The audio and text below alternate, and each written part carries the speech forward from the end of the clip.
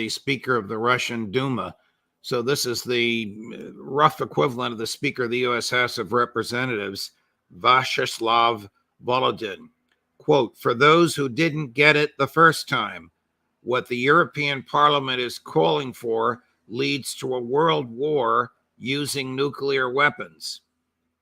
Does the West take these threats seriously? Shouldn't it? Well, there are a lot of people who don't take it seriously, but it's quite clear that the people who are in charge take it seriously. That's certainly true of Biden, and it's certainly true of all sorts of people in the Pentagon. There have been all sorts of reports that the Pentagon is the institution inside the government that takes this threat most seriously. And they should take it seriously. You want to remember that what's going on in Ukraine is something that the Russians have long said represents an existential threat to them. It's a major war right on their border.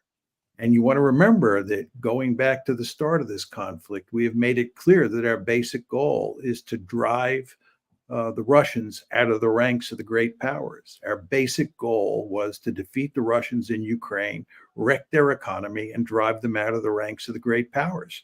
So the Russians are obviously scared. They have no intentions of losing.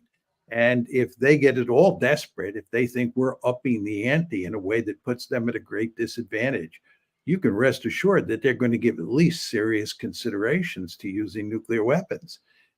And in the case of using nuclear weapons against Ukraine,